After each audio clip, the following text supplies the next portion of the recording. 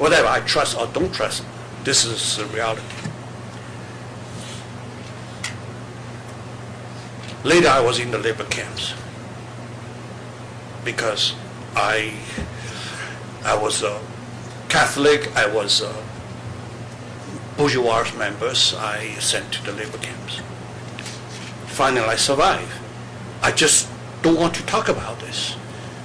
1985, I came to the United States. I found it's funny that everywhere, from Germany to French, in United States, in Australia, everywhere the people, the West, have a small organization, support the Tibet, support the Tibetan. And I met many Tibetan. I didn't feel these people, Lodi Gary is one of it, and Dalai Lama is another one, and many common Tibet. Okay. But I did not find them lie or cheating or whatever. They're very honest. They work hard. Okay. You can find that almost no Tibetan involved any crime in any country. Okay. And I said, what's going on? And then suddenly I found out in Germany, more than 300 towns in sometime they celebrate and Tibetan independence. That's why I'm going back to do my studying. Okay. That's why I'm going back to thinking about it. Today, the international society, the most of the American, British, French, German, Sweden, Spanish, whatever, they really support the independence of the Tibet. Okay. Unfortunately, inside China, the majority of Chinese is in the opposition. They say, well, Tibet is a part of China. Even they say, well, Tibet is in the future very important for Chinese because we are crowded in the east. So maybe this is the area we can immigrate our people over there. So I think if the Chinese not going to stand together with the communist regime, that history will be rewritten. Okay. Today, many Chinese still talking about we gave Tibetans so many benefits. We built a railway. Okay. We set up the highway. We set up the power center. You see, the Tibetan today, they can smoke the American cigarettes. Even they can pop music. Okay. And they dressing suppose better than ever and no slave. So that is so-called liberation. And many province cities, Shanghai, Guangdong, whatever, every year the provincial government or city government, they have to spend a program, spend money to support Tibet. Central government have a big money for the Tibet, to so-called rebuild Tibet. Many Chinese immigrate over there. In 1984, I was a teacher in university. I was some students that they say, well, shall I go to Tibet? I said, well, why you want to go? He said, because the government promised that if I go to Tibet, work over there for 3 years, and I return to China, and my salary will have one level upper than the others.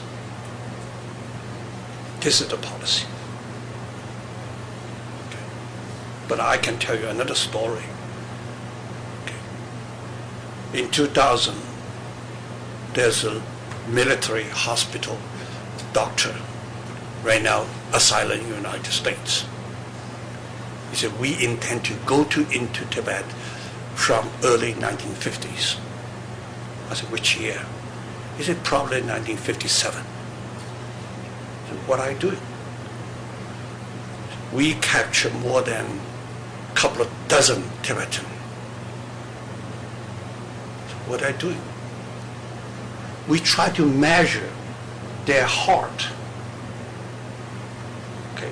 Because why the Tibetan so suitable on the plateau?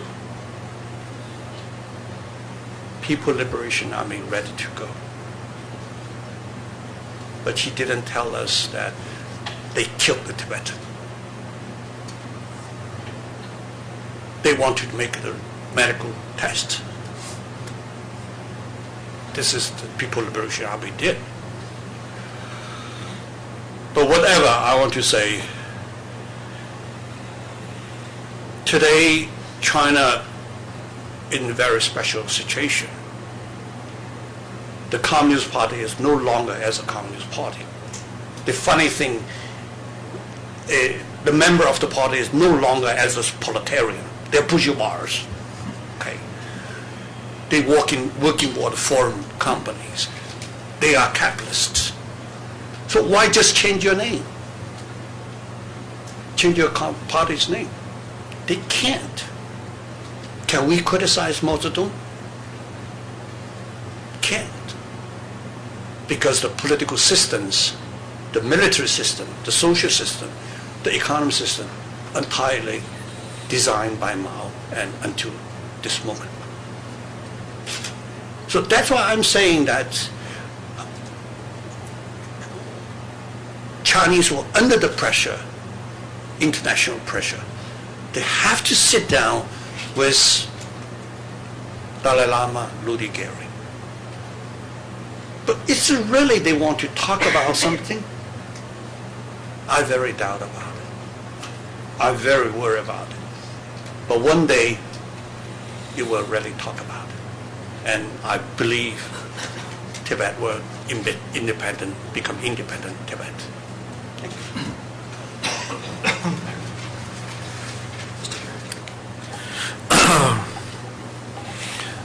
Thank you, Dr. Edwards. It's also a pleasure to be back here at Heritage after, I think, rather very long absence. And it is certainly my hope to be back here because I also believe that it is important for institutions such as Heritage also to pay more attention to issues such as Tibet. I think in a sort of ever-shrinking little world, the problems that the Tibetans face in Tibet are not just problems for the Tibetans. I think this is ultimately going to be also a problem. The sooner I think you understand these issues, I think you'll be in a better position to deal with that. So I, again wanted to say, thank you for inviting, and I mean, Heritage has taken interest, but I would rather say that taking this renewed interest, and I certainly would like to, work closely with you on this. It's also always a pleasure to be with my friend Harry Wu, and knowing people like Harry Wu, in a very strange way, gives us more confidence that ultimately the Tibetans and Chinese can live together, can not only live together, but really be, if not relatives, but really truly close friends. That's why I have always cherished, and I have not hesitated to be seen with Harry and to collaborate with Harry. In fact, he is certainly not, one of those loved and favored in Beijing. Quite often I get criticized for my relation with people like Harry Wu. In fact, they cite that as an example of my insincerity. They said that how can we trust you? How can we take you as a serious interlocutor with you when you have a very unholy alliances with people like Harry Wu and some of my friends from East Turkestan?